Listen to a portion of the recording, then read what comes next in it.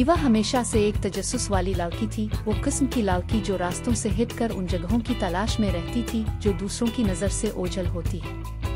एक ठंडी खिज़ा की शाम जब वो अपने घर के पीछे वाले जंगल में चल रही थी, इसने कुछ गैर मामूली पाया। एक झील के करीब पट्टे और झाड़ियों के पीछे एक छोटी सी इमारत छपी हुई थी जो ऐसी नजर आती थी जैसे कि किसी परियों की कहानी से निकली। ये एक कदीम लाइब्रेरी थी, लेकिन ये किसी और लाइब्रेरी से मुख्तलिफ थी।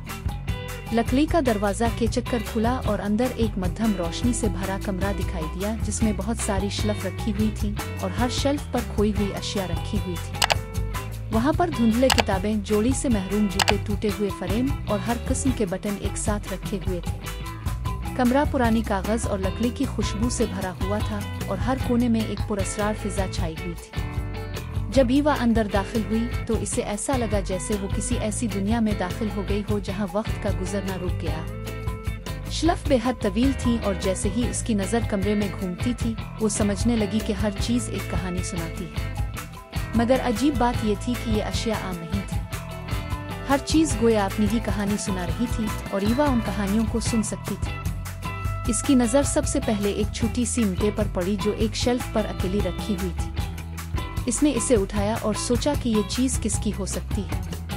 अचानक इसके हाथों में एक अजीब सी एहसास आई और ईंटे जैसे जिंदगी में आ गई। इसने इसे बताया कि एक लड़के का नाम साम था जिसका एक ईंटे बारिश में खेलते हुए खो गया था और उसकी माँ की आवाज़ इसके दिमाग में गूंजने लगी कि इसे अंदर आना चाहिए। ईवा ने लड़के के गम को महसूस किया मगर साथ ही अपनी माँ की मोहब्बत की गर्मी भी महसूस की।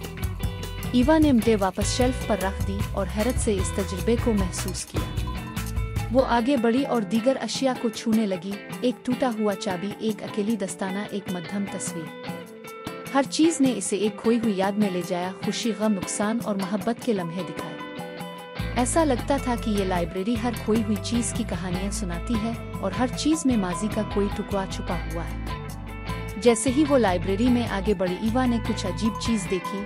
कोने में एक शेल्फ पर एक भारी चमड़े की किताब रखी हुई थी। ये दूसरे किताबों से मुख्तलिफ थी। इसका कोर खाली था, ना कोई उन्वान, ना कोई मुसन्निफ, कुछ भी नहीं था जो इसमें किया था। ईवा ने इसे उठाया और पहली सफ़ा खोला, लेकिन इस पर कुछ भी नहीं लिखा था। सफ़हात साफ और खाली थे। ये किताब क्यों खाली है? ईवा ने बुलंद आवाज में कहा और उसकी आवाज लाइब्रेरी की खामोशी में गूंज गई। एक नर्म आवाज गोया लाइब्रेरी की दीवारों से आ रही हो जवाब दी, ये किताब तुम्हारे लिए है। ईवा ने गिर्द गिर्द देखा, चौंक कर पूछा, मेरे लिए? हाँ, आवाज ने कहा, ये किताब तुम्हारी कहानी के लिए है, तुम्हें इसे भरना होगा। ईवा चकरा गई। मेरे लिए? इसने फिर से सवाल किया।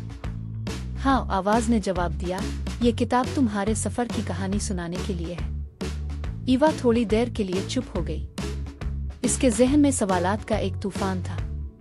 वो हमेशा दूसरों की कहानियां सुना करती थी, लेकिन इसकी अपनी कहानी वो किस बारे में लिख सकती थी? वो सिर्फ ईवा थी, एक मामूली सी लड़की। इसकी जिंदगी में कोई ऐसी बात नहीं थी जो कहानी के काबिल हो। वो किताब के सफ़हात को पलटती रही, लेकिन वो खाली के खाली ही रहते थे। वो न जानती थी कि क्या लिखे। दिन गुजर गए और ईवा दोबारा लाइब्रेरी में आती रही।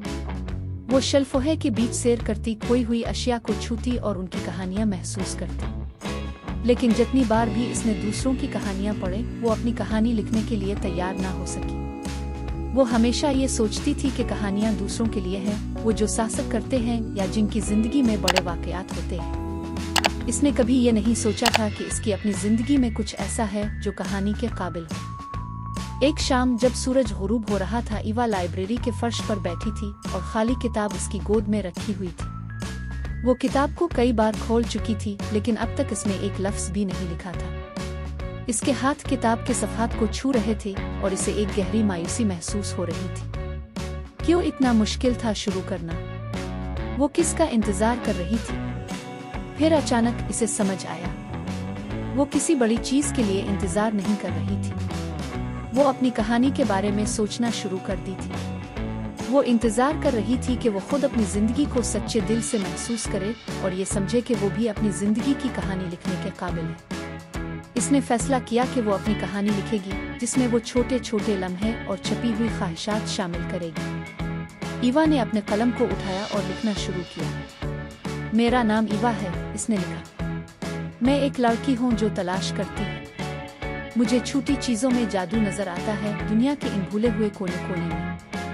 मेरे पास बड़े साहसिक नहीं हैं, मगर मेरे पास ख्वाब है और मेरे ख्वाब कहानी सुनाने के लायक है। जैसे ही इसने लिखना शुरू किया, किताब के सफ़हात भरने लगे। इसके अल्फाज सिर्फ कागज़ पर स्याही नहीं थे, बल्कि वो इसके दिल की अक्कासी थे।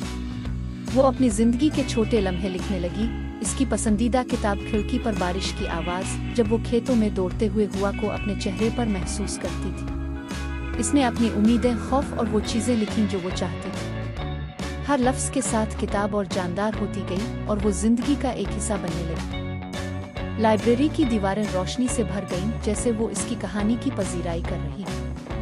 शेल्फों पर रखी अशिया चमकने लगे और आहिस्ता आहिस्ता सरगोशियां करने लगे, जैसे वो भी फख्र महसूस कर रही हों कि ईवा ने अपनी आवाज़ तलाश की। ईवा मुस्कराकर किताब का आखिरी सफ़हा मुकम्मल कर रही थी। ये इसकी कहानी थी और ये इसकी सादगी में खूबसूरत थी। इस दिन के बाद ईवा अक्सर लाइब्रेरी में आती, न कि दूसरों की कहानियाँ सुनने के लिए, बल्कि अपनी कहानी को मज़ीद बेहतर करने के लिए। वो सीख गई थी कि हर शख्स की कहानी अहम है, चाहे वो बड़ी साहसिक और ड्रामाई लम्हात से भरी हुई ना। जिंदगी की खासियत छोटी चीज़ों में है। वो खोए हुए ख्वाब, वो खामोश यादें, वो मोहब्बत और गम के लम्हे जो हमारी कहानियों को बनाती है। और हर कहानी, चाहे वो कितनी ही छोटी क्यों ना हो, सुनाने के लायक है। क्या आपको ये वीडियो अच्छी लगी? अगर अच्छी लगी है तो लाइक ज़रूर करें और हाँ, ऐसी नई वीडियोज़ देखने के लिए हमारे चैनल को सब्सक्राइब कर लें।